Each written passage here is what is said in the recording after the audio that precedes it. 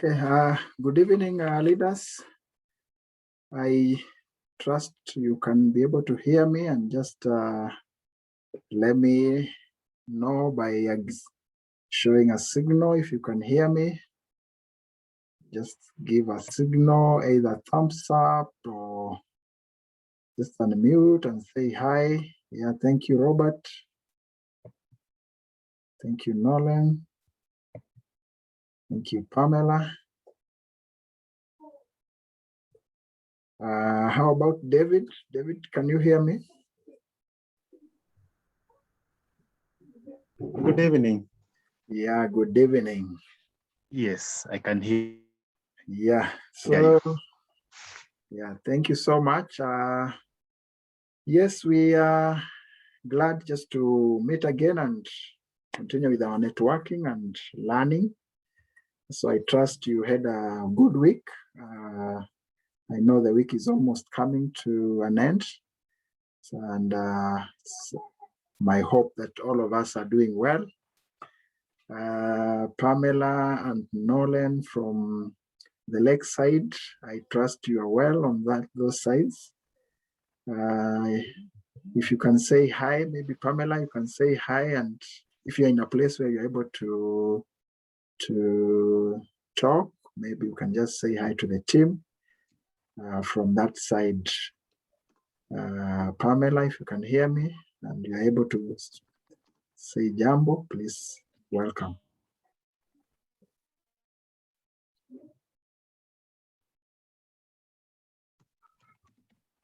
How are you? Hello, Pamela.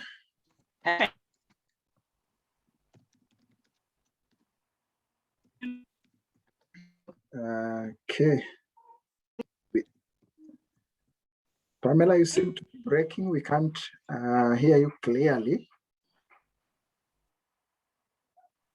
Maybe my network is back somewhere.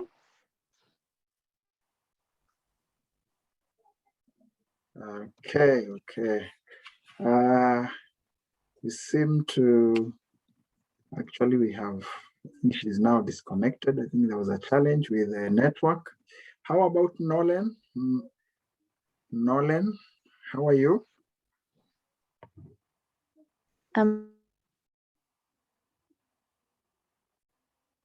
Nolan, you are muted.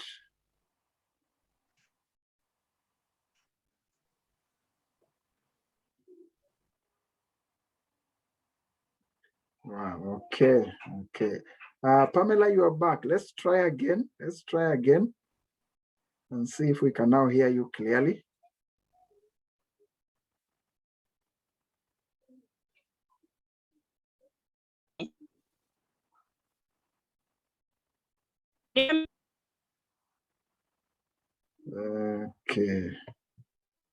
Okay, not yet. Probably we'll keep trying. For now, let's just. Can you hear me?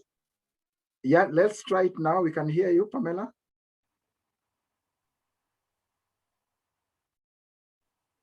You hear me? Okay, so we still have a challenge, Pamela, but we can hear you, so it's breaking. Maybe for now, we just communicate through the chat as we see if the network will improve as we continue. But how about David? David, let's see on your side how it is. Good evening. Yeah, good evening. Is it audible? Am I audible? Yes, David, you are audible. Okay, thank you. Okay, thank you. So otherwise, leaders, I want to appreciate you even for the resilience as we continue with the program.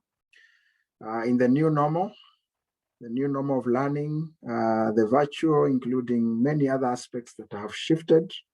And it's good to see that as leaders, we are adapting well. And I think this is a spirit that we also be cascading to the team that we are leading, so that despite the challenges that we might encounter along our way, I think it's all about how do we devise strategies just to help us overcome the challenge and help our teams and ourselves to be able to forge forward. And I want to just hope that as we move on, we're learning content and skills, as well as the knowledge that is able to help us wherever we are as leaders. And we hope that even as we engage another gear, because as I mentioned, we'll be discussing briefly about project, group project. So we hope that we'll be able to upscale and be able to move on with the same passion, with the same resilience, and until we see ourselves to the top of the mountain. The top of the mountain, that is where all of us desire to reach, because that is where we'll be able to tell the real story of what we have gone through.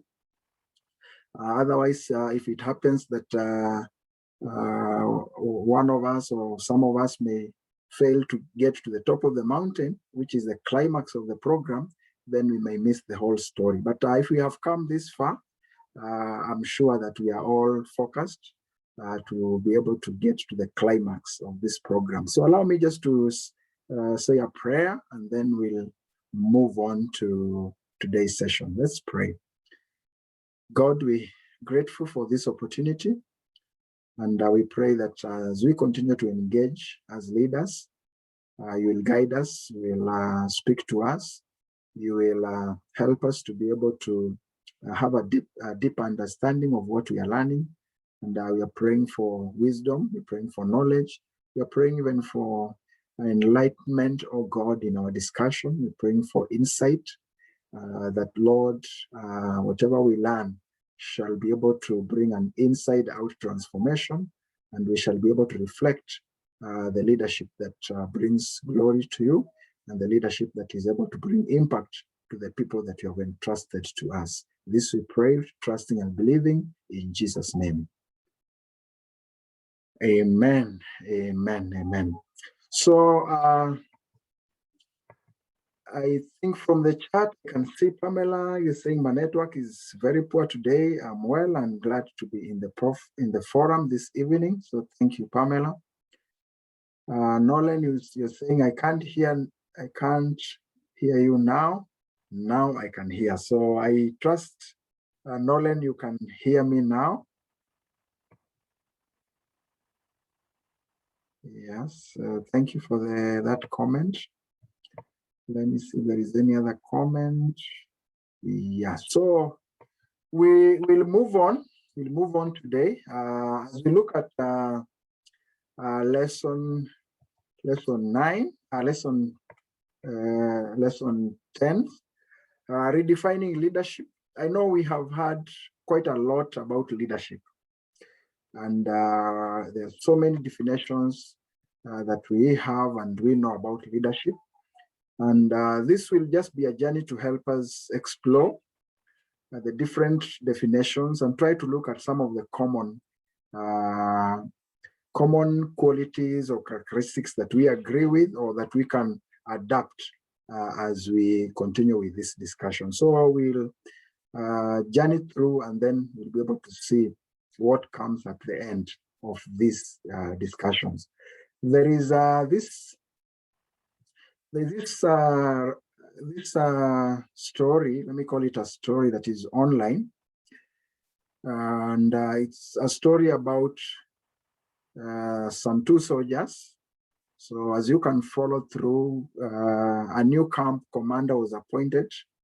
While inspecting the place, he saw 2 soldiers. So this was a camp which a new commander was appointed. So when he came in and he was inspecting the place, he saw the 2 soldiers guarding a bench. You can see those 2 soldiers there. guarding that bench with their guns. So he went over there and asked them why were they guarding the bench? And they said, we don't know. So the last commander told us to do so. And so we did. So the commander that had exited or being transferred had instructed these two soldiers to guard. And therefore, when this new commander asked them this, they said, we don't know, because we were just directed to guard. It is some sort of a regime or regimental tradition. So he searched for the last commander's phone number and called him to ask him why did he want these soldiers to guard that particular bench. And then that commander said, I don't know. The previous commander had guards, and we kept the tradition. So going back another 3 commanders, he found a now 100-old retired general. And he said, excuse me, sir, I am now the commander of your camp. You commanded 6 years ago. I found 2 men assigned to guard a bench. Could you please tell me more about the bench? And this is what the commander said. What is the paint still wet? Is the paint still wet? So the commander that was there 60 years ago commanded 2 soldiers to guard a bench because the bench was wet. And 60 years down the line, in the chain of command, everybody continued to guard the bench. And until when this new commander came and started to ask, why are you guarding the bench? And that is when we realized the commander that instructed that bench to be guarded during that period, it's because it was wet. But others continued with the tradition without really understanding why behind the action. And I think this is a story about tradition, those things that we continue to do without really questioning why are we doing them. And it's the story about the why behind every activity, every action as a leader that we are undertaking, the clarity in terms of why are we undertaking this activity. So as we look at the different definitions of leadership, this is a story that I want us just to have at the back of our mind, both for this lesson and even the other lessons that we look at, because we'll be looking more into the why of leadership and the why of the actions, the why of any activity that we are undertaking. What is the why behind that activity, or the why behind my leadership? So as we journey through this discussion, there is this question, who, in terms of a leader, would you be willing to follow? Or which kind of a leader would you be willing to follow? One quality, identify one quality of a leader that you can willingly follow, or you can willingly submit to. And I think we can share just for a minute or so, just that one quality that you believe, if I get a leader with this quality, or a leader that I'm following now, I'm following that leader because of this one particular quality that I feel is the most important to me as a leader, and also in the leader that I I'm willingly following, or that I can willingly follow. Just one quality on the chart. One quality of a leader that you can willingly follow, or you are willingly following, whatever the case may be.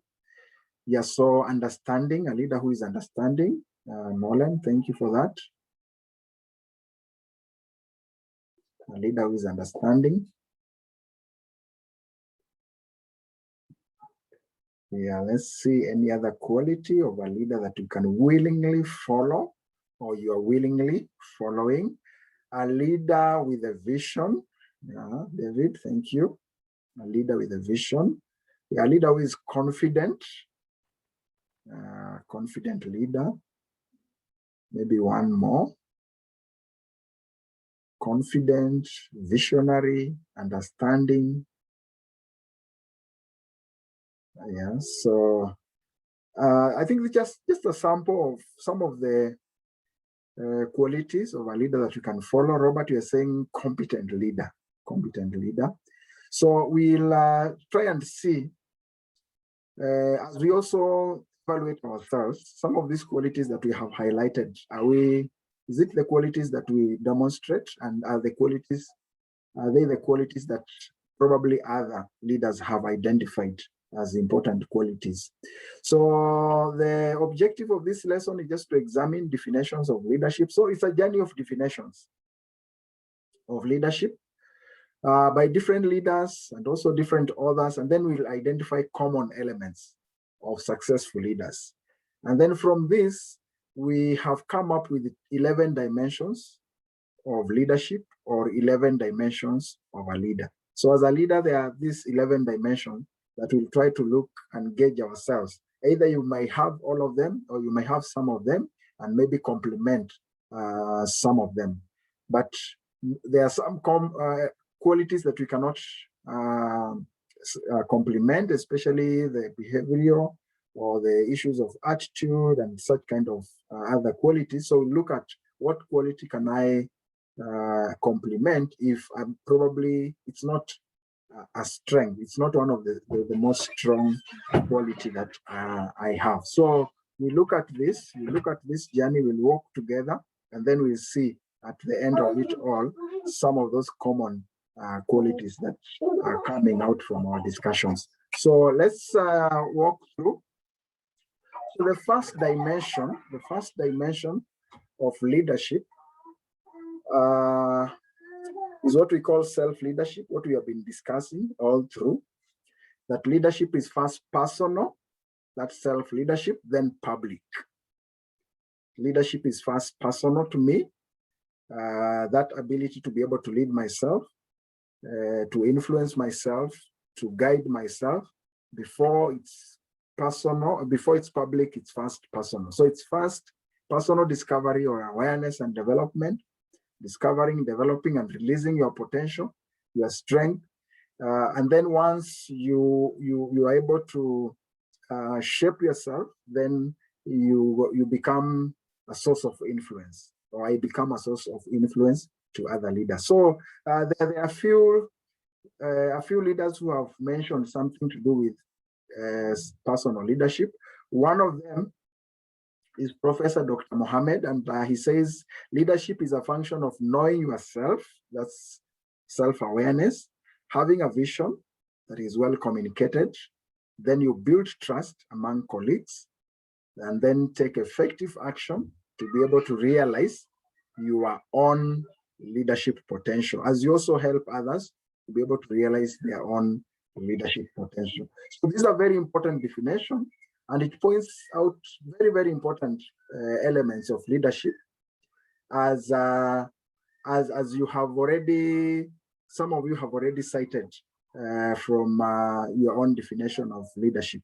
Yeah, so a function of knowing myself, self-awareness, then having a vision, then being able to communicate that vision, being able to build trust among colleagues, then taking effective action to realize your own leadership potential. Yes, that's very, very important. So we'll keep on re-echoing this definition. And then Lolly says the most effective way to lead is to lead from within. Still on the self-leadership, Warren Bennis, one of the experts on issues of leadership, he says, no leader sets out to be a leader. People set out to live their lives, expressing themselves fully. When that expression is of value, they become leaders. So the point is not to become a leader. The point is to become yourself, to use yourself completely, or your skills, gifts, and energies in order to make your vision manifest. You must withhold nothing. You must, in sum, become the person you started out to be, and to enjoy the process of becoming. So that's another emphasis on personal leadership before its public leadership. And I think I like the starting sentence there, the first sentence. No leader sets out to be a leader. And true leaders, they are natural leaders. Actually, they don't pursue leadership. They don't pursue positions of leadership. They actually just live and express themselves fully. And that expression is what places them in a position of influence, and they end up becoming leaders. Actually, we always say that true leaders are always reluctant to lead. They're always reluctant to lead because they are not looking for position. They're just being themselves, and they're expressing themselves, and that makes others people to be able to walk together with them and or to flow together with them. The second dimension, leadership, is servanthood. That natural consciousness that one is obliged to serve and to serve first. So servanthood, natural, so natural consciousness of feeling that I am obliged to serve and to be able to serve first. So what have other leaders said about this? Robert Greenleaf says the servant leader is servant first. And it begins with a natural feeling that one wants to serve first. Then conscious choice brings one to aspire to lead. So that person is sharply different from one who is leader first, then servant second, if I can put it that way. So servant leader is about serving. It's about serving. That's the priority. It's about serving, and it continues with that natural feeling of serving until again that leader is able to create a sense of influence. So servant leadership, JFK, the 35th president of US, ask not what your country can do for you, ask what you can do for your country. And also ask not what others can do for you, but ask what you can do for others. That's the attitude of a servant leader. Number three, the third dimension of leadership. So we are saying that as a leader, my first dimension is that I first become a self-leader. Two, I am a servant leader, so I have that natural consciousness that I'm leading or that I am supposed to serve. And then the third dimension is that leadership is a lifestyle. So leadership is everyone's daily business. It's a lifestyle. We live with it. We express it anytime, everywhere. Whether we feel like we are in, or when we are in formal authority or just in normal life living, that aspect of demonstrating leadership is part and parcel of us. And I think when it comes to political leaders, this is important because we have had cases where some leaders probably have been found in places that were not right. It maybe like even during the curfew and so many other scenarios, and you find some of them saying that was my private time. Yeah, so I think as the moment you become a leader, so wherever you are, even if it's in a private place or in a private time, then you are still a leader. And that's what being a lifestyle means in one way. So James Stroke, we looked at this, and everyone can lead because everyone can serve. And leadership is everyone's business and is highly learnable skills. So it's a person, not the title, that creates real leaders. And leadership infuses a leader's lifestyle and is manifested in actions or in beliefs, also in values and attitude of a leader. So it's a lifestyle. The fourth dimension, leadership is coaching. So positioning and empowering others to function better and maximize their impact. So as a coach, I stand in to be able to look at the different qualities and strength of people, and then I'm able to position and empower them so that they're able to function better and to be able to maximize their impact. So coaching leadership style is saying that a leader is directly involved in the development of their people. And such leaders, they seek to advance their personal and also professional growth. So I look at maybe in the formal sector, this is a common practice where you're able to advance probably in terms of professional growth, and maybe even in terms of personal development, in giftings, in potential, and other areas. So a coaching leader helps people build on their strength.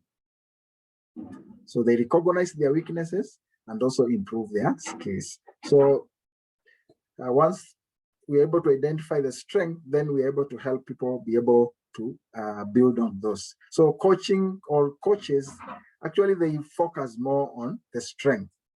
Maybe for the counselors, they might try to help people improve, deal with the areas of weakness in a way, cope with the challenges.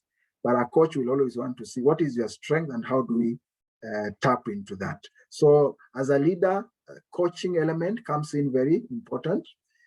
So we are saying good leaders position themselves, but great leaders position others, and ultimate leaders empower others. So great leaders do not set out to be leaders. They set out to make a difference. It's never about the role. It's always about the goal. That attitude or that focus of I want to make a difference. So yeah, so before you are a leader, this is Jack Welk. Success is all about growing yourself. But when you become a leader, success is all about growing others. And that's the mindset of a coach. So how do I grow the people? How do I help people to be able to work and operate in the area of their strength? Nelson Mandela asked, as we let our light shine, we unconsciously give other people permission to do the same. So coaches have their light shining in a particular area, and that helps them to be able to help others to be able to shine or to bring out their light. And here I can be able to share maybe one of the cases that we are having. We started a group, a networking group that we are calling Generational Authors of Kenya, just to be able to mentor those people that have a passion to write. And this came from some of us who had written some books, and we felt, wow, there's so much potential out there. And maybe there are limitations, there are challenges. And since we have been able to write a few books ourselves, we have gone through some of these challenges. And I think that experience that we have been able to gather can help us to be able to hold someone's hand and be able to coach them into the area of authorship. And so far, a number of books have been published through this forum because of that thinking, that when we were able to shine our own light in terms of being in a position to publish our own book, then that became a trigger. It became an experience that we can also be able to share out with other people and help them to be able to follow the same path and excel in that area. And this reminds me of a quote that talks about the greatest gift you can give to a person is to be able to reveal their own richness, their own wealth, their own, what they can be able to do and excel. Yeah, I think it's like that common phrase that we have heard many times, that instead of giving someone a fish, we can help that person to be able to fish. So if we reveal to them their strength, then we're helping them for a long time. So coaching is very important to leaders, and we are doing it either consciously or unconsciously. We are always coaching. So leadership is a privilege to better the lives of others. It's not an opportunity to satisfy personal greed. This is where we started. We started with that quote, and it's still very powerful quote. And John Maxwell, leadership is about making others better as a result of your presence and making sure that your impact lasts in a leader's absence. So make the people that we are leading better And even in our absence, that impact still remains. So leaders become great not because of their power, but because of their ability to empower others. I think that's very, very powerful. It's a very powerful statement that our power is not in probably in the positions, and we're not saying the positions are bad, but our power is in that ability to be able to empower others as a coach. So the greatest leader is not necessarily the one who does the great things, or the greatest thing is the one that gets the people to do the greatest things. That is Ronald Reagan. He was also a former president of the US. Billy says leadership is unlocking people's potential to become better. Then Bill Gates, as we look ahead into the next century, leaders will be those who empower others. Just think about maybe a leader who played this role in your own life, and probably the people that we are also playing the same role in terms of empowering them. Because this is a very intentional process, both in terms of learning from the leaders that we are looking up unto, and also being that leader to the people that we are mentoring, or the people that we are leading. So as we look into the next century, and I believe this is the time that we are talking about, leaders will be those who empower others. Those leaders that are so secure in themselves that making others great is actually a privilege, is an opportunity to be able to share the wealth in terms of their knowledge and wisdom. So leadership is about three things: to listen, to inspire, and to empower. And then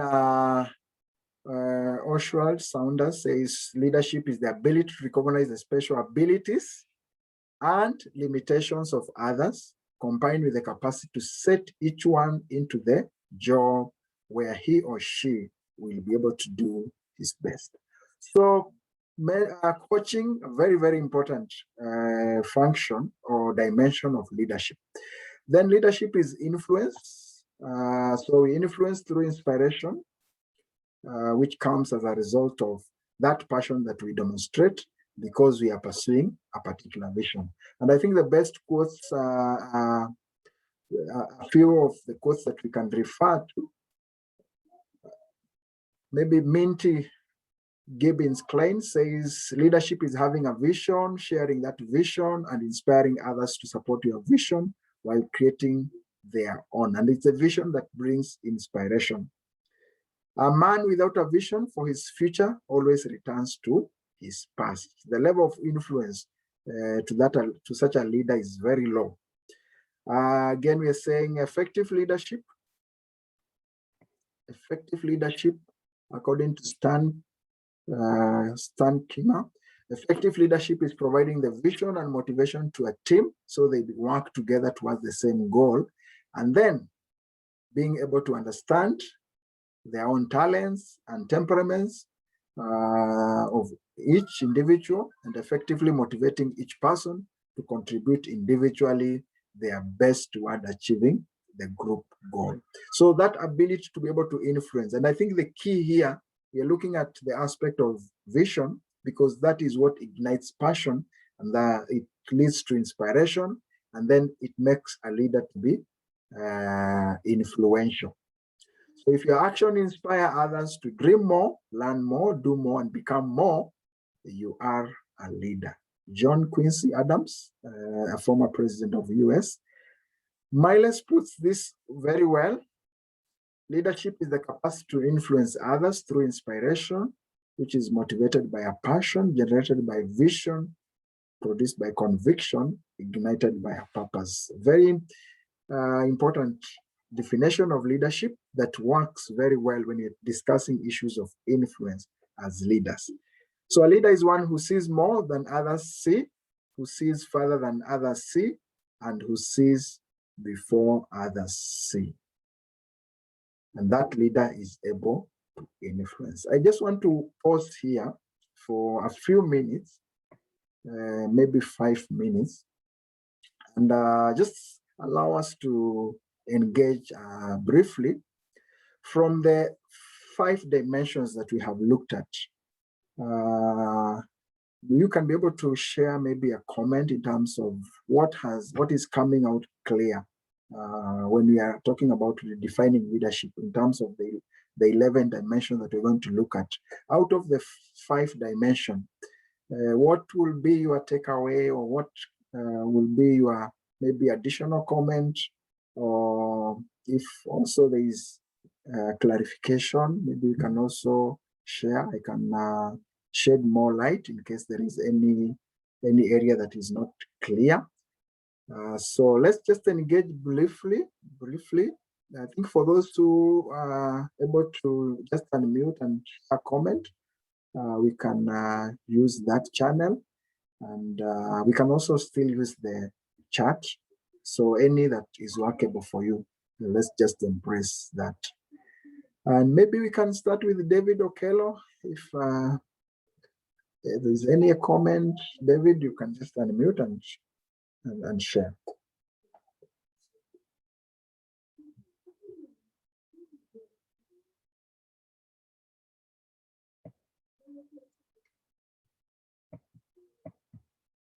Yeah, David Okello, if you can hear me. Okay, as we try to check on David, Robert Gitahi, I don't know if you can hear me well, and if you have any comment you can share so far.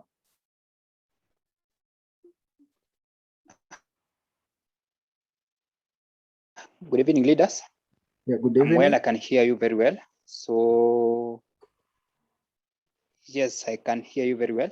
So what came out strongly in this session is about self-awareness, that leaders need to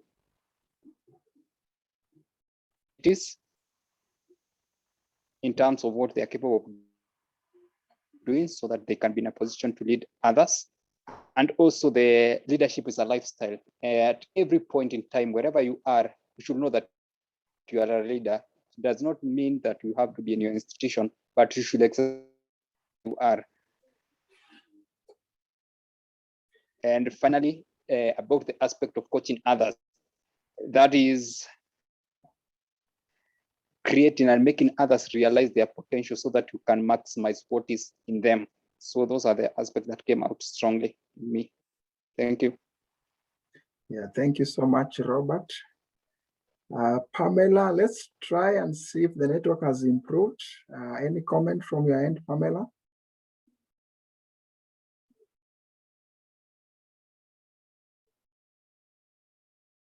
Okay, I think we'll check. Okay, so you have unmuted, Pamela.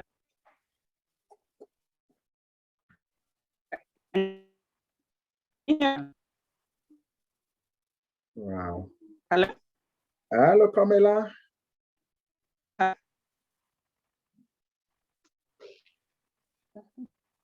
Hello. Wow, today, Pamela, Can you hear me?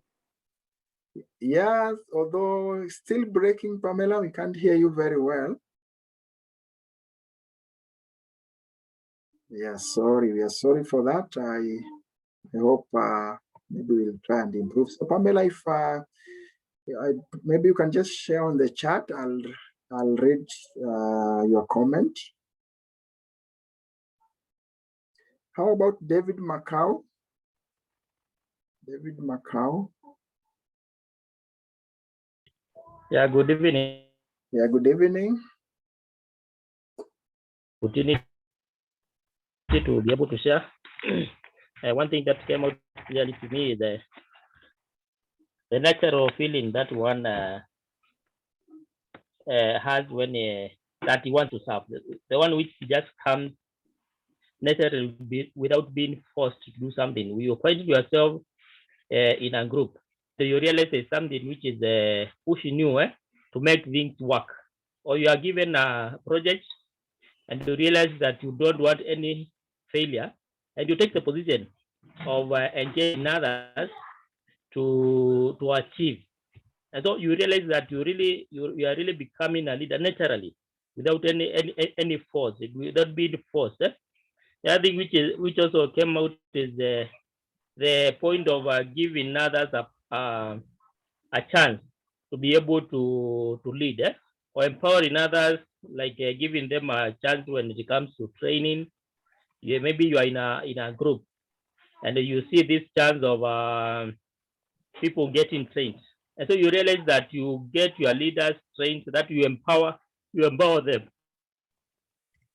I think it came out clearly that it is something which takes you to the next level. If you are given a duty, or maybe there's something you are trying to achieve, and you get your team trained, it becomes even easier for you as leader. Thank you. Very, very true. Let me see. Nolan Milema. Any comment, Nolan, so far? Yes. Hello. Hello.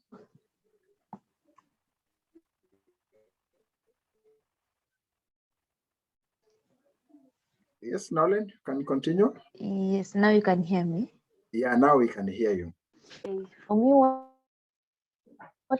what came out style that you really respect, but you do it in every place you are in. Yes. Yeah, thank you, Nolan. I think we missed a little bit, but I think gotten one or two words from you. Yeah, thank you for sharing. Mariam, I think you might have joined us as we were continuing, so I'll come to you later on once I've shared the remaining part of the discussion. David, let's see, I can see you've raised your hand. Please unmute and just share your comment. Good evening. Yeah, good evening. The 5 dimensions of a leader that we've looked at is that considered at any leadership level, be it individual level. My take is that I need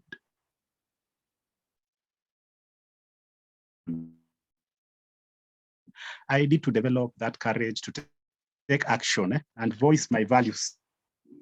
That's at them as well. I can see that they both correlate with each other.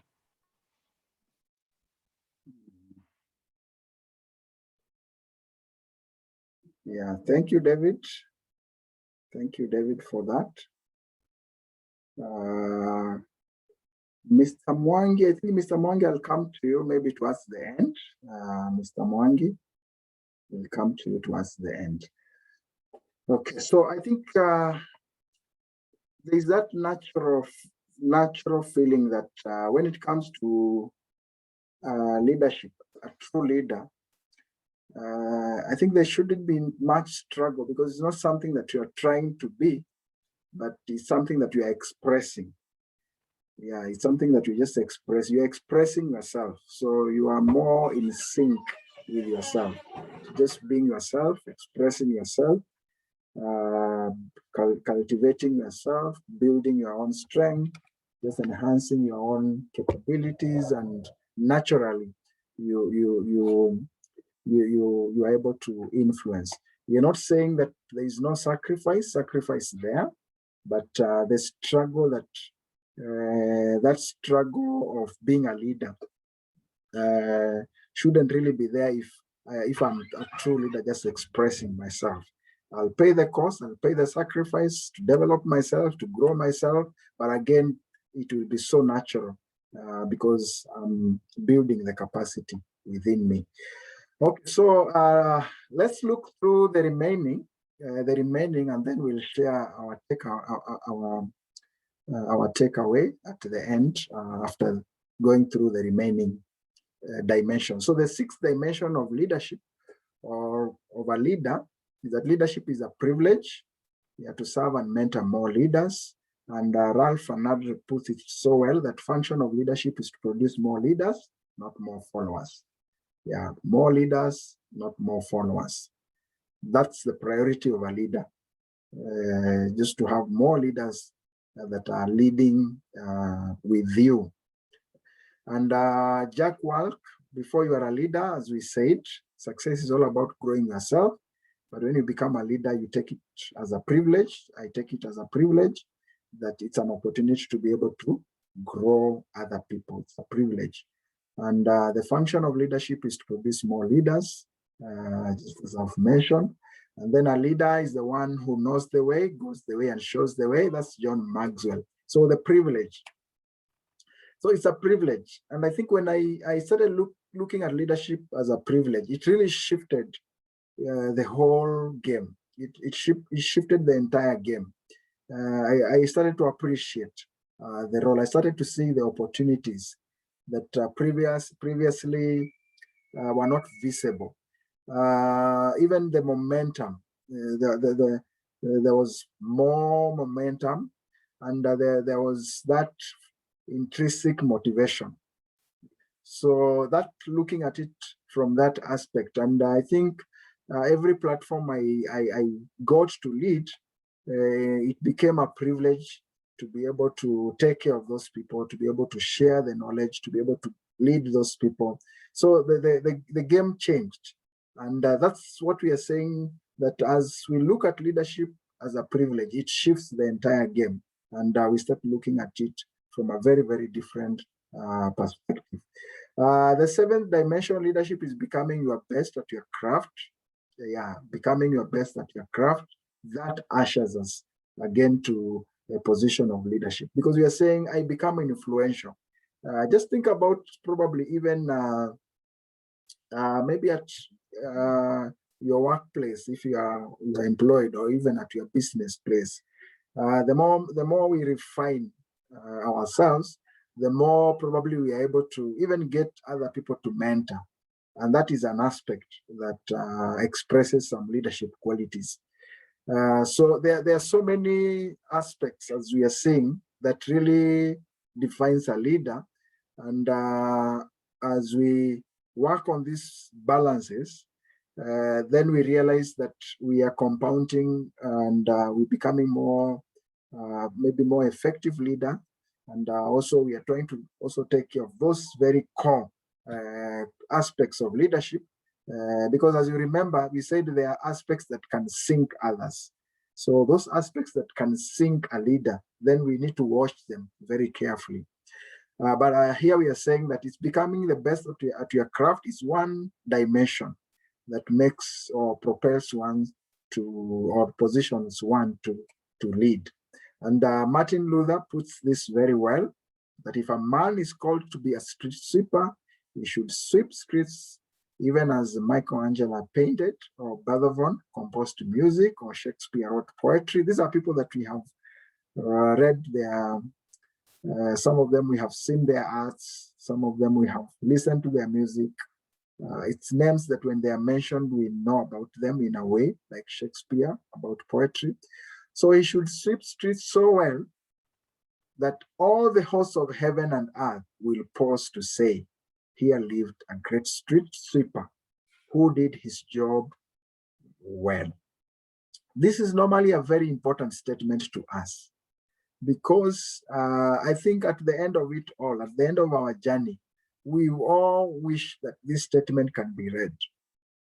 This can be a summary of our lives, that indeed there are people who taught, and they taught with their all the commitment, they taught with one heart, they taught with all that they could be able to offer. They were at their best when it came to teaching. They were at their best when it came to whatever area, whatever field that we are all in, or whatever area that we are taking leadership, be it in the church, be it in the corporate world, be it in the business world. So this is really a very, very important dimension to look at leadership, that becoming the best at our craft. Geoffrey Griffin, this was former director of Starey Boys Center. He says, if you are Given a coffee cup to wash it better than it has ever been washed. Yeah, so becoming the best at our craft is another quality or another dimension of leadership that places one to a position of leadership. The eighth dimension is becoming agent of hope. I think we have said this. If you stay close to a true leader, you will always feel that aspect of inspiration, and you will always feel that leader will be able to instill a sense of hope in you. So as a leader, the other dimension is to be a pillar of hope, to be an agent of hope. And this is clearly stipulated by Napoleon. He says very briefly that a leader is a dealer in hope. I am a dealer in hope. So just think about the story in the Bible, if I can refer to the Bible, the story about the 5,000 men, that is excluding the children and and women, of where Jesus was together with the disciples, and there was this big team of over 5,000 audience. And when they were there, it came to, I think it was about after 3 days or so, and these people were hungry, they needed food. And the disciples, they told Jesus, I think these people should be released to go and get food, because we don't have food here, and we even don't have enough resources to be able to get the food for these people. But as a leader, I can say Jesus was able to direct them. He was able to direct them to be able to feed the people. You have gone to report a case, and then it's thrown back to you to be able to take the initiative to lead them, to feed the people.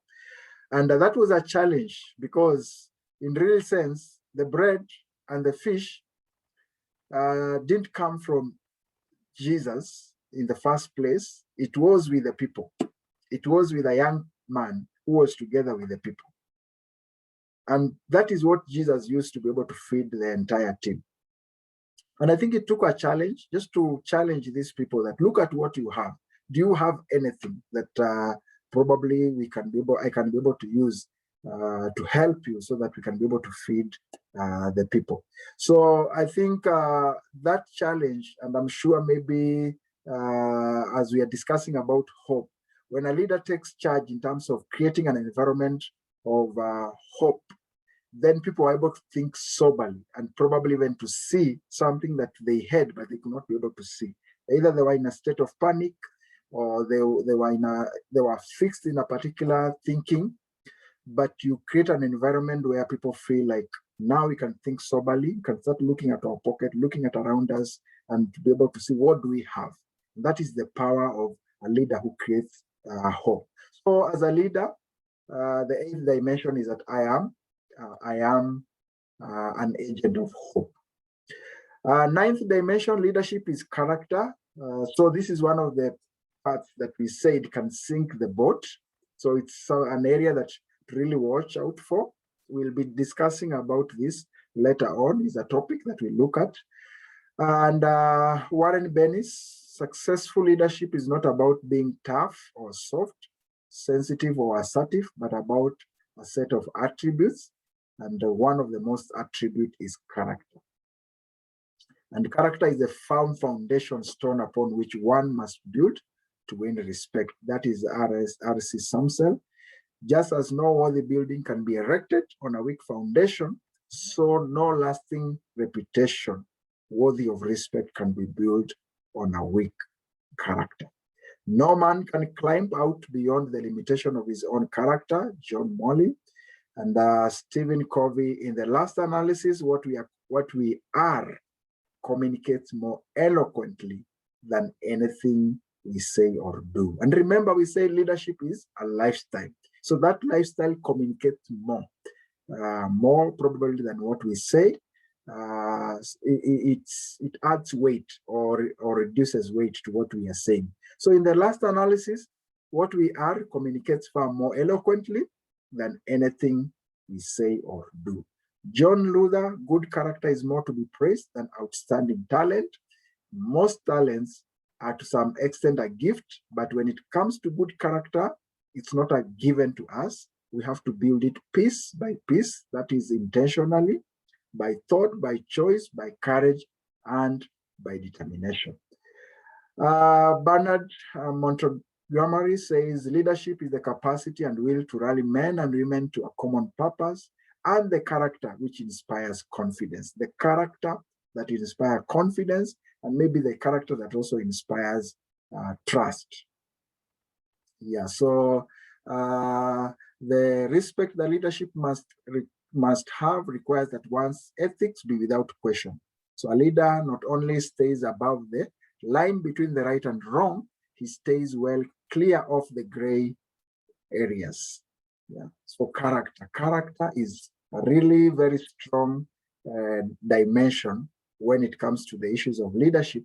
And why we are saying that, because if you remember the iceberg, the iceberg, we looked at the iceberg when we were looking at development model, and that was one of the competency development model, where we have the skills, we have the knowledge at the tip, maybe 10 to 20%, and then down there in the hidden, which is the core part of the iceberg, is the 80 to 90%, and that is where we said character belongs, attitude belongs, values, those very intrinsic, yet very core aspect of leadership that can sink the whole boat. So that's an area that I was saying. There are areas that we can delegate, but there are areas or dimensions that we cannot be able to delegate because they affect us directly. The 10th dimension, this is the second last dimension of leadership. So we are saying leadership is transformation. And this is where we talk about transformational leaders. So as a leader, that transformation is a core aspect of leadership, transformation and impact. So under transformational leadership, we define it very simply, the leader's ability to move followers beyond the immediate self-interest. Through one is what we refer to as idealized influence. That is, you're able to focus people on a purpose, or you're able to model the way or become a role model or walk the talk. So that's one element of becoming a transformational leader. Idealized influence through purpose-driven leadership, role model, or also being able to walk the talk.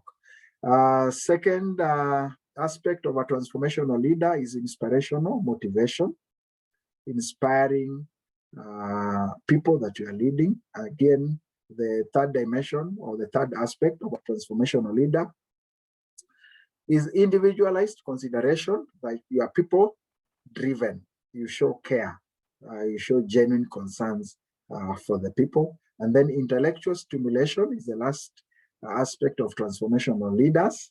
So they are innovative, or they create an environment where people can innovate. They challenge followers to be innovative and also to be creative. They challenge people, allow people to have a thinking space so that they're able to grow intellectually and also be able to offer better solutions. So this is very important. It's another dimension. So as a leader, I need to watch out for this dimension of leadership, where I am driving transformation through the aspects that we have looked at. Finally, the last dimension of leadership is strategy. Leadership is strategy, and this is where the issues of vision also falls. And strategic leadership is saying is the ability of the top level leaders or managers to determine the future course of action. And that's where the issue of vision can come in, and direction of the organization, and also motivate others to make efforts in that direction. So as a leader, the issue of strategic thinking, strategic planning, the strategic leading are very core. And as you see from this triangle, that is the apex of any organization, because that is where the issue of policy falls in. So as a strategic leader, you provide direction, that's purpose, vision for the whole organization. Also, you get getting strategy and policy right. That comes through strategic thinking. Encourage strategic thinking and encourage an environment where people are able to think through solutions, think through strategies, and to be able probably to propose some of the ways to move forward the organization towards achieving its vision. Again, organize or reorganize, that is making the organization fit for purpose, creating structures. Then release the corporate spirit, that's through confidence, inspiring trust and confidence, creating morale and energy. And rate the organization toward to wider environment. These are issues to do with partnerships, collaboration, stakeholders engagements, creating alliances. So that's a role of a strategic leader. Again, a strategic leader you develop today and tomorrow's leader. So you focus on succession planning, and also there's that element of thinking long term. So there are issues of strategic influencing, strategic planning and thinking, strategic acting, strategic teaming, strategic learning, and among other qualities. In our next level of this masterclass, we'll actually be looking at a strategic leader. That will be the other module of this program, a different program that we are working on. We'll really focus on these issues of being a strategic leader. But for today, we just want to highlight this, that this is a dimension of a leader, which is important. Yeah, so this, in summary, these are the 11, not 9, I've indicated there 9, but these are the 11 dimensions of a leader. So I need to look at myself and probably try to do an evaluation of these areas. In terms of self-leadership or self-influence, how am I faring on that? In terms of servanthood, remember what we have shared under each of this dimension. In terms of making leadership a lifestyle, how am I faring on that? If I can rate myself, maybe in whatever scale you want to use, maybe 1 to 5. In terms of coaching, how well am I able to coach people in terms of their strength and just to be able to tap into it? Influence, how influential am I? Through being an inspirational leader, passionate leader, focused on a vision. So influence. In terms of privilege, leadership is a privilege. So how do I rate myself? Have I really appreciated leadership as a privilege at whatever leadership space? Mastery, have I become a leader based on the mastery of my craft? Maybe this also depends. Maybe at my place of work, am I a leader there because of the mastery of my work, the mastery of my field? Yeah, and then agent of hope, how well do I convey this message of hope? Do people feel hopeful when I am together with them or when I sit together with my team? And then finally, character. In terms of character, how do you look at or rate yourself? And also there's the other issues that we have talked about in terms of transformation and also in terms of strategic thinking or being a strategic leader.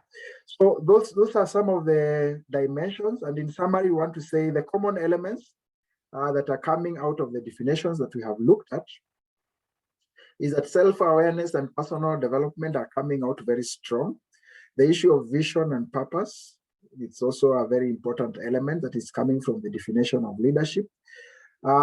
Being influential through inspiration, not manipulation. I think we haven't seen anywhere manipulation is coming in because it's all about being inspirational. Issues of communication, they came out very strongly from especially the definition by Dr. Mohammed. So effective communication. We'll deal with effective communication later on, and also collaboration. Then coaching has come out strong, deploy people's potential, gifts and potential. Then character, you're saying need to be founded on strong character. So coordinating and balancing the conflicting interests of all members. This comes when we are talking about how to coach or how to mentor or how to pursue both the organizational benefit as well as being able to help the individual achieve their own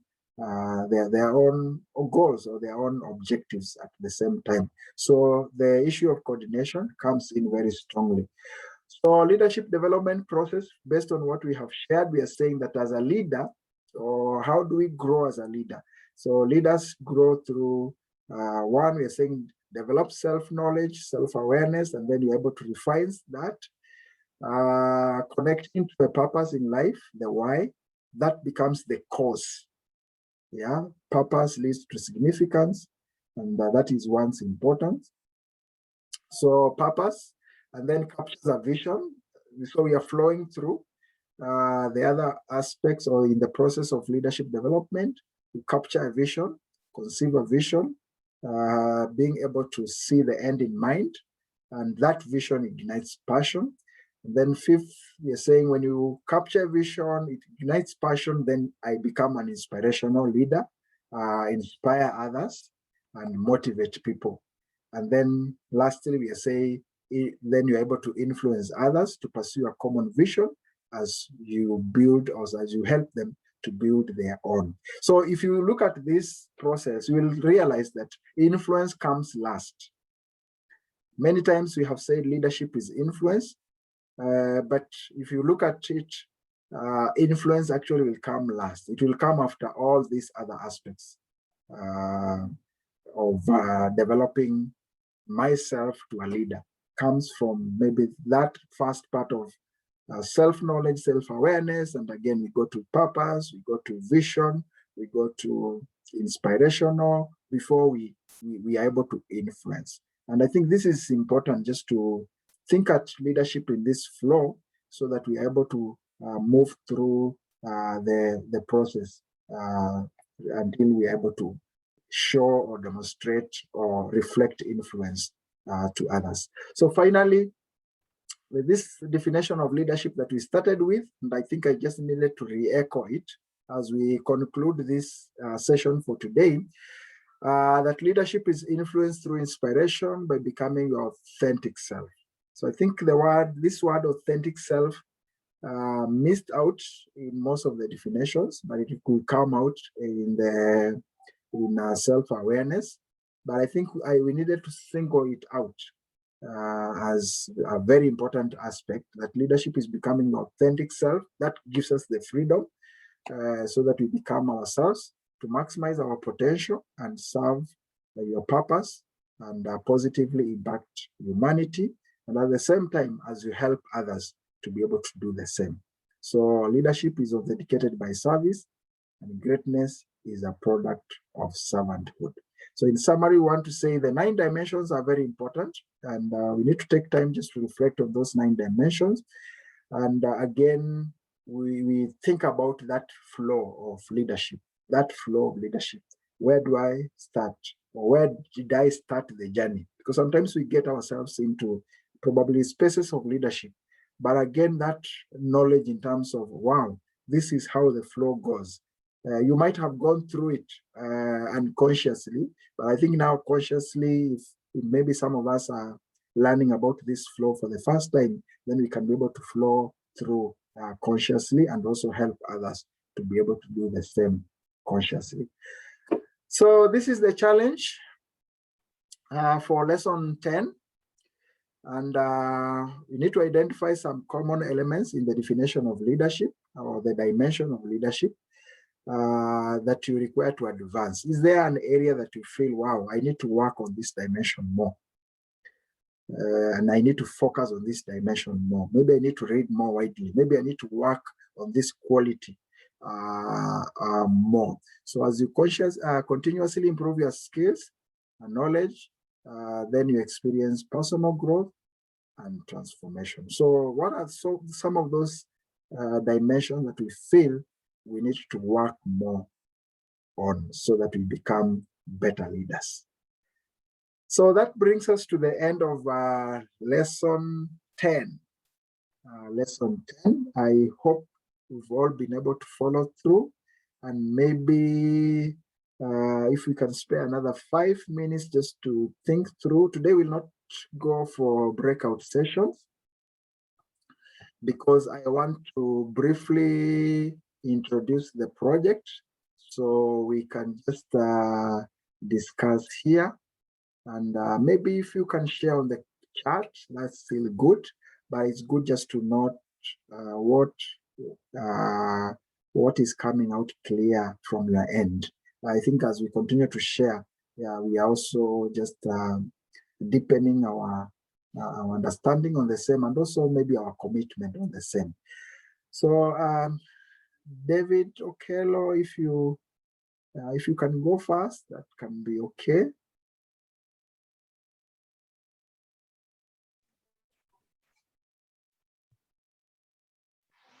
Okay, good evening once again. Yeah, good evening. Okay, now,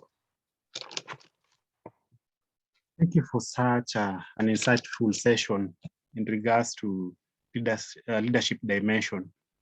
Having listened to you, I can say that the 11 leadership dimensions are interdependent set of characteristics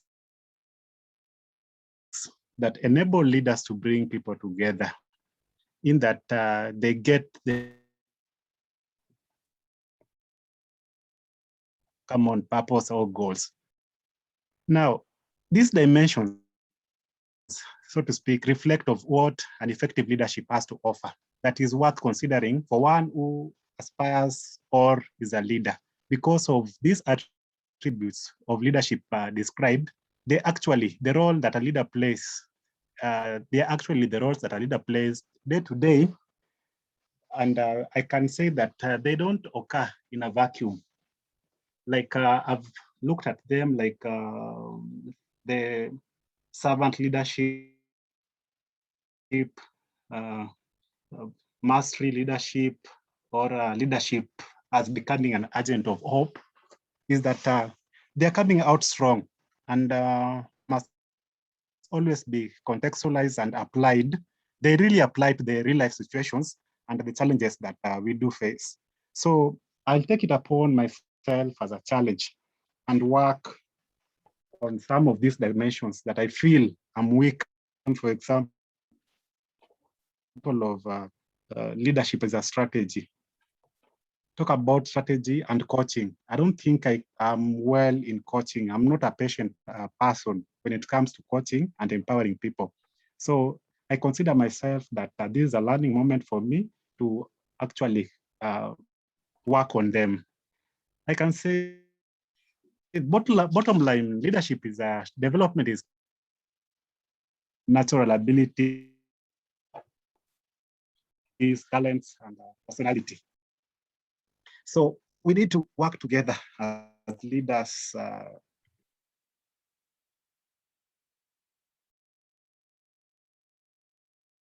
With people and also support them to become future leaders. Thank you so much. Thank you so much, David, for that. Just a brief of what we have discussed and the highlight of what you have pointed out. Robert Kitahi, any comment you may want to share?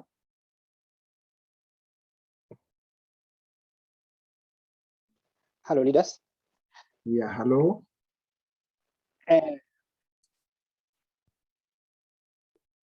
And we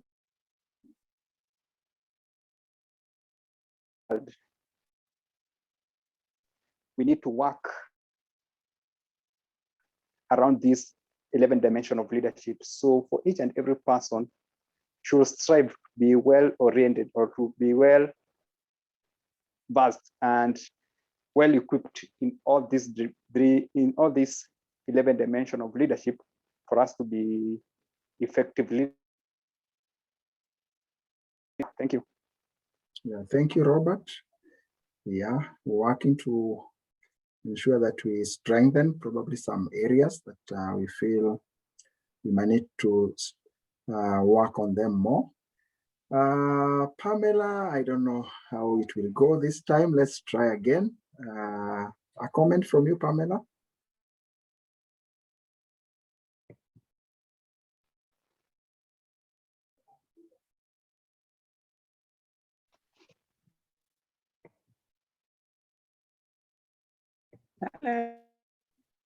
Hello, Pamela. Can you hear me? Yes, Pamela.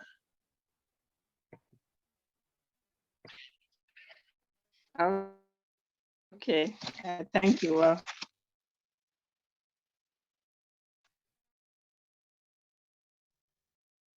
Today,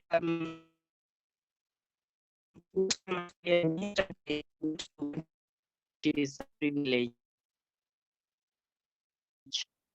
so that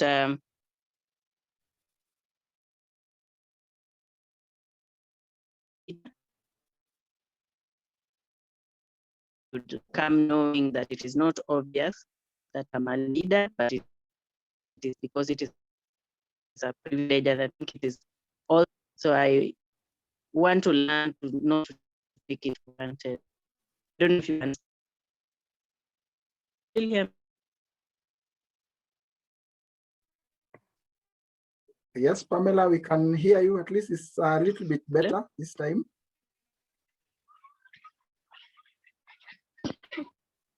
It's a little bit better, I think. Yeah. Today, I think it has really frustrated me. I can hear you people so well. Okay.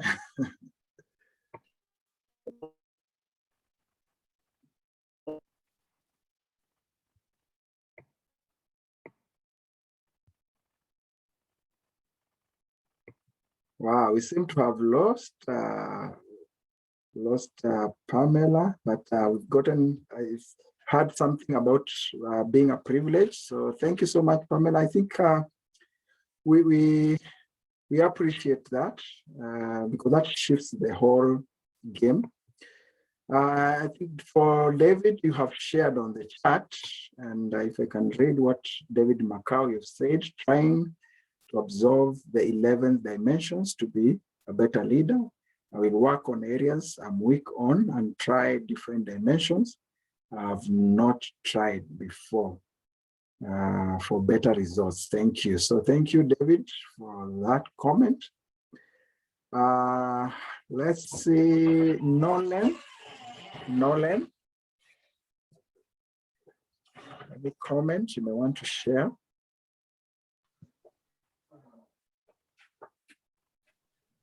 Yes, thank you. Thank you for the lesson today, for the class today, that is.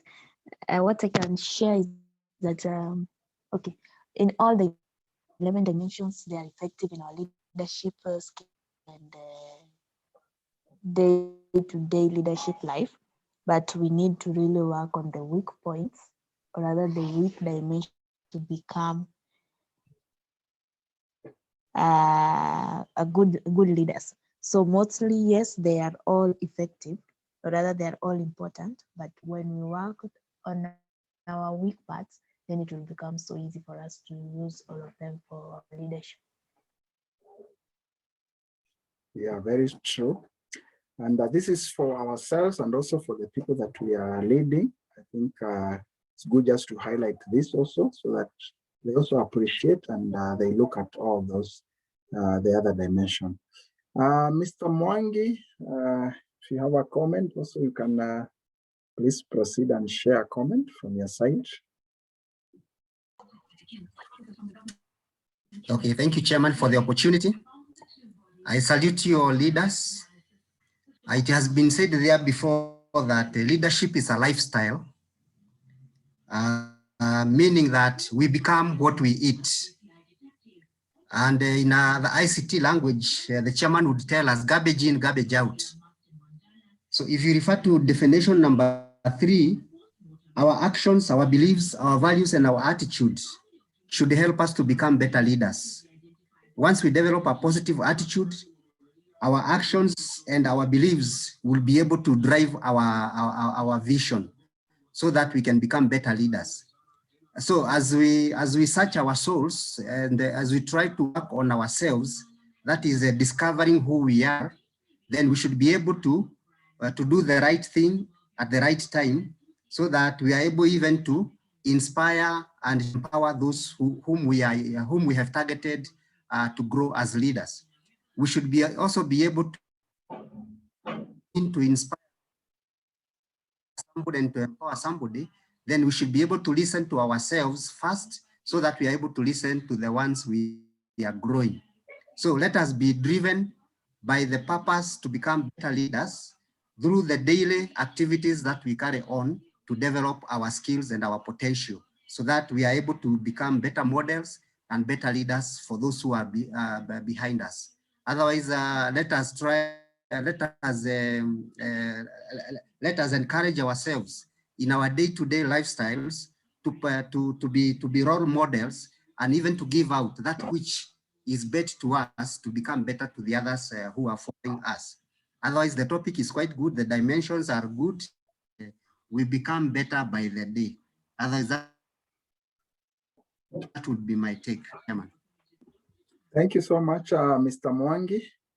Yeah, so remember the two soldiers. I think let's continue even asking more questions, why and why, so that where we need to shift in terms of traditions. If we feel something that has worked, but it's no longer giving us the level of productivity that we require, then we gather some courage just to say no to this and probably shift to another strategy that will give us better results.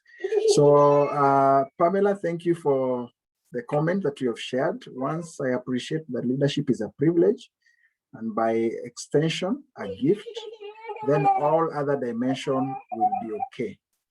I purpose to remind myself of this in my leadership role so that everyone and everything is viewed with the importance they deserve.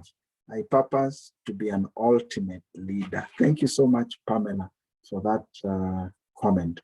Now, leaders, I just want to mention that we are now in we just concluded lesson 10 out of 16. So as you can tell, we're doing quite well. As we get into stage 3 again, we'll be having more intense discussions, and also the lessons will be also be much engaging and also a bit long. So we'll just be tackling one lesson per session. So that tells you we have around 6 more weeks to go. And from now on, we'll be creating room to be able to have a discussion about our group projects. The idea behind this is that as leaders, we said we lead, we take initiative and we lead change. And there are so many challenges around us that we can take an action. We can take the initiative to be able to address those challenges. Remember the photo or the scenario that I displayed a while ago of that speaker and the audience. And when the speaker asked the audience who wants change, everybody raised their hands. But when he asked again who wants to change, people were present, but they didn't raise their hands. And then thirdly, when he asked who wants to lead change, he was left alone.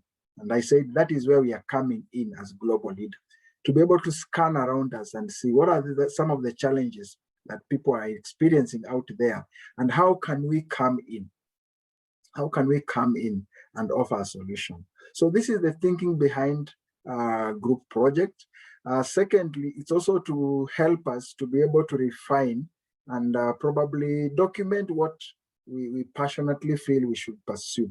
So ideally, this is something that all of us should be undertaking individually, but because of time, we prefer to do it in groups. But as you work on a common project, you will be reflecting on your own project, probably in terms of a gap out there that you feel you have the capability, you have the strength, or you have the passion, or you have the potential to be able to address, or even you have accumulated skills that can be able to help you to be able to fit in that gap. So this is the thinking behind group projects. And so we look at our environment. So in terms of the environment, what are some of the challenges? What are some of the opportunities? What are some of the needs, that we are scanning from the environment?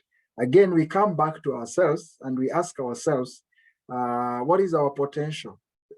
In other words, we are saying, in which area are we strong in? In terms of the ability, are there abilities, special abilities that we possess that can be able to address this gap in terms of the gift, in terms of the capacity? So we look at out there, then we look at ourselves, and that gives us the project proposal. So in a very summarized way, in a high level presentation, this is what will guide us. In a way, I can put it like this is more of like our conceptual framework. So we scan our environment. If you want, you can do a SWOT analysis. You can review the literatures. If it's not clear, like that particular challenge that we were able to single out clearly. Or we can even think about a challenge, and after thinking about that challenge, then we go into the literature just to confirm and get more information about that challenge. So look at the environment, look at the challenges, look at the opportunities, look at the needs, look at the problems, and then we come and propose a solution, and that forms our project proposal. So the project proposal, these areas will come later on, but we'll be addressing the 5 why and the 1 H of Kaizen. So we look at who can benefit from this project, or who we need to deal with. What do we specifically want to do? Where should it be done? When, in terms of the timelines? Why are we focusing in this area? And again, how do we go about? So this will come later on, because for now the focus will be to identify the problem. That will give us our project title. And then now we'll engage more. The proposal or project proposal will take this format. We'll have a background, just a brief historical background on that particular area or that particular problem. Has it been addressed before? What are the gaps that still remains there? And then the problem statement. So what is a specific problem that we are addressing? Or even if you're dealing with the opportunities, you can still focus on it as an opportunity, but mostly we focus on the problem statement. Then what is the motivation? What is the motivation? What is the significance? What is the inspiration? What inspire you as a team to be able to pursue this topic? Then the objectives, what are the specific objectives? Then the methodology, how are we going to achieve this, or even undertake the project? Then budget and action plan, and then we'll have a conclusion and recommendation. But we'll move gradually. So I'm just highlighting all this, but we'll move on this gradually. So methodology, it can be, maybe you think you can do a survey, you can just review some data out there.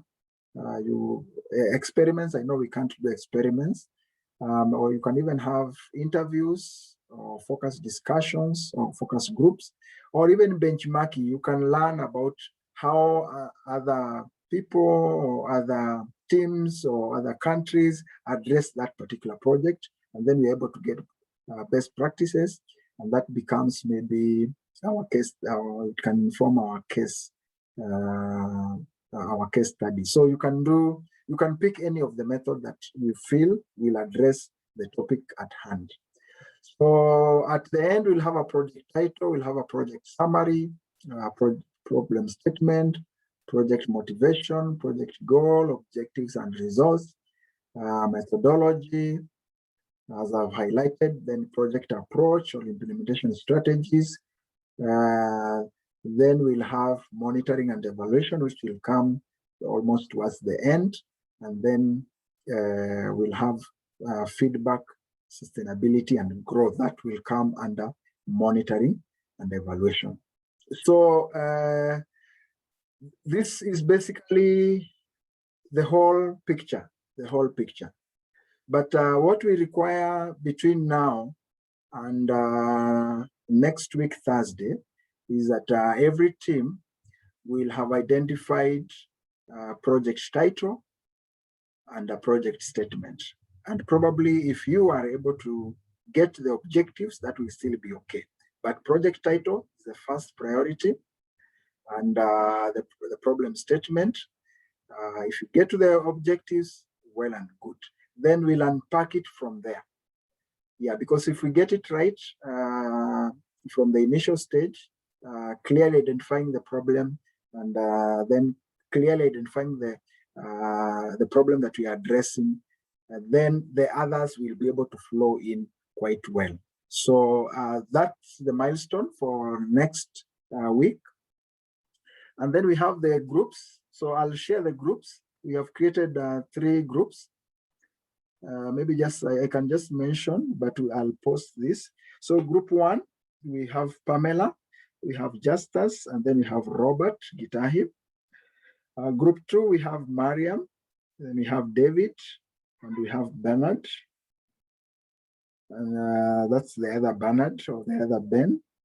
And then group 3, we have Nolan, we have Macau, and we have Ruibagiza. So we have 3 groups, and each group has 3 members. I know we are meeting virtually, so the challenge now will be how you overcome that challenge of distance. Now using the same technology that we are using here to be able to connect with each other, either through the WhatsApp, or you can even have your own Zoom meetings. If you require us to assist you with a Zoom account, we can make that plan, or you can use the free version, which goes for 40 minutes. So we will be there to be able to guide you more as we continue. So otherwise, that is the group project. So unless there is any clarification that you might require, if I need to shed some more light, just let me know as we conclude.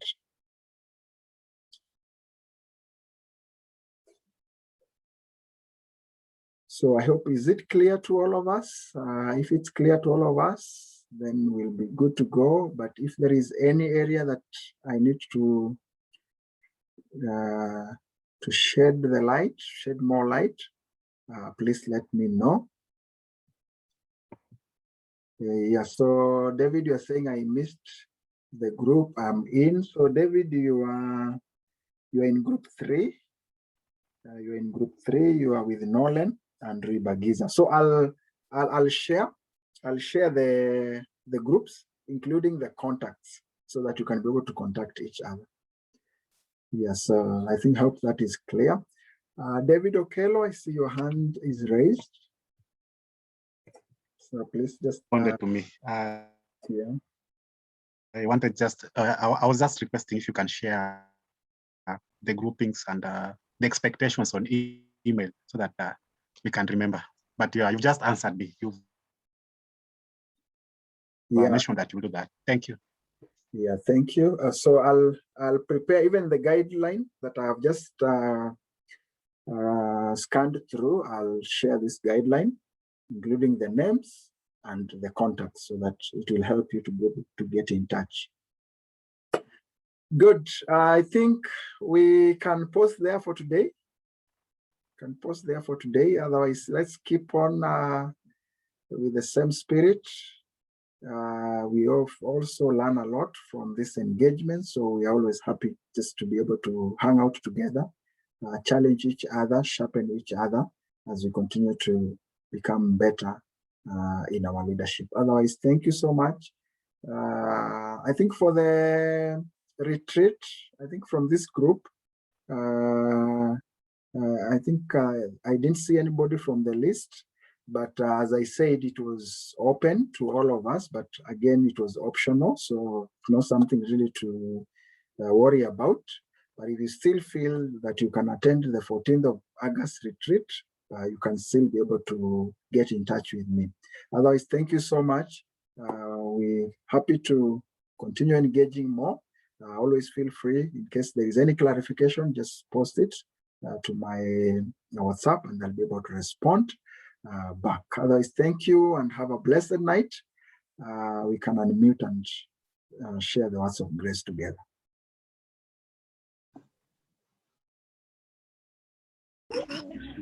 And may the grace of Lord Jesus Christ, By the grace of Jesus Of our Lord Christ, Jesus Christ, God, fellowship of and the the love Holy of God, The fellowship fellowship of the now Holy Spirit, be with us now. forevermore.